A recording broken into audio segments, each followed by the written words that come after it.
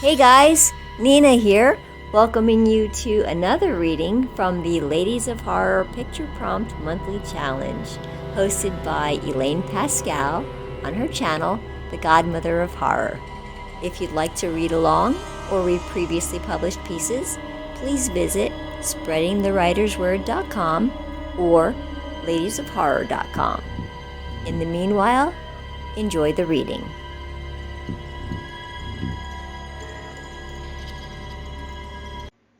Understudy by Naching Kassa. Cut!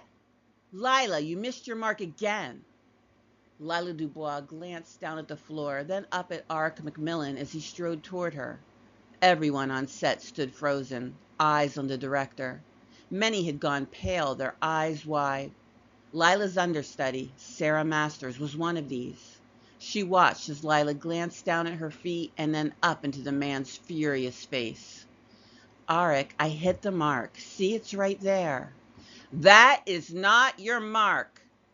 There's no need to shout. I can hear you just fine. I sometimes wonder about that.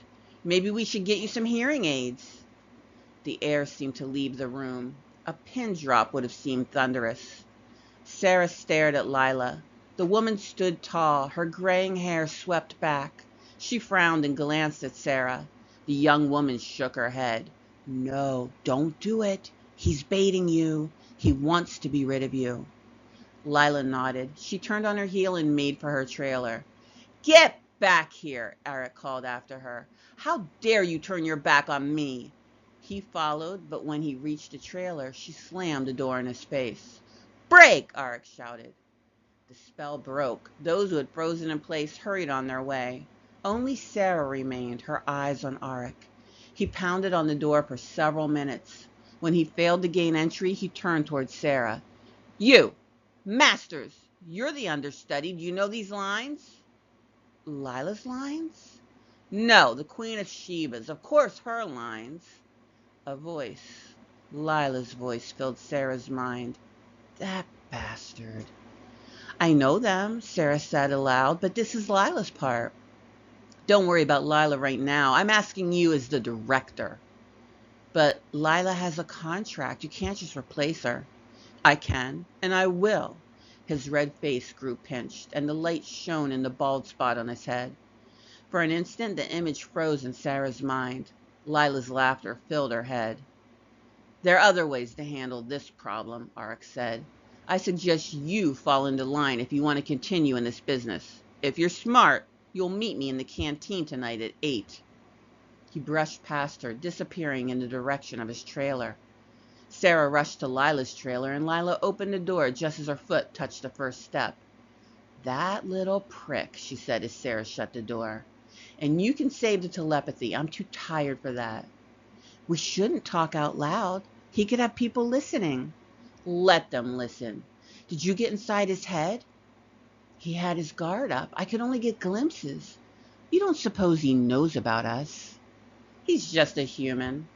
Humans can be dangerous. He threatened you. I didn't hear that. He didn't say it in so many words. It was the feeling behind it. He's afraid of you, and fear can turn to hate. I think he's the type who'd kill what he hates. Lila laughed. If I paid attention to everything humans thought, I'd be insane by now. They don't always mean what they think. Tell me what you saw. There's a box in his trailer. It's very important to him. Where in the trailer? Under his bed. Do you think the jewel is in it? Lila nodded. We know he has it. He wants to meet with you later. Go see him, and I'll get the jewel. What do I say? Whatever you want. I don't think there's going to be a movie after this. Sarah bit her lip. Mom, I don't like this. Lila wrapped an arm around her. I know, little one. But the jewel's the most important thing on this planet. We must recover it. 8 o'clock came and went. Sarah stood outside the canteen waiting for Arik to arrive. He was, as always, unfashionably late. She considered reaching out to her mother, but decided against it. Because of Arik's ability to block her psychic scan, they had agreed not to use telepathy. No use alerting him if he wasn't human. Sarah checked her watch. 45 minutes had passed. Maybe she should. The scream deafened. It tore through Sarah's mind, and excruciating pain followed. She'd only experienced the sensation once before. It had occurred with the death of her father. She sobbed as she rushed toward the source, the psychic pain lessening the closer she grew to her mother. The pain led her to Arik's trailer. When she arrived, she found her mother lying in the dirt, blood seeping from the bullet wound in her back. "Mother!" Sarah screamed. She ran to Lila's body and cradled the woman in her arms. "It was self-defense," Arik whined. He had gone pale, and the hand which held the gun trembled. "Self-defense? You shot her in the back." "She was in my trailer. She took something from me. I told her to stop, and she ran." Lila clutched something in her hand. It sparkled in the trailer's light. "It was an accident. I didn't mean to," Arik whined.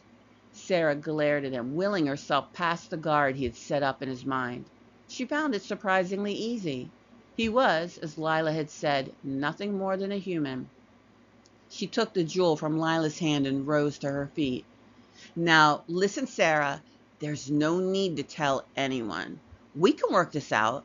I know some people. They can take the body away. No one needs to know.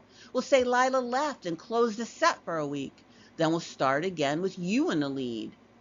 "You selfish pig," Sarah said. She held the jewel up toward him. "I thought you killed her for this. But I can see it in your mind. You are going to kill her anyway." Arik raised his trembling gun hand. Sarah hurled the stone at him. It smashed in the dirt before him. In the flash of light, a creature burst forth. Its form, insubstantial as smoke, surrounded the man. Sarah made out 2 large horns and row upon row of sharpened teeth just before it tore Arik limb from limb. When the creature had finished its meal, it approached Sarah, a deep and rumbling purr in its throat. She stroked its nose, then lifted her mother's body in her arms.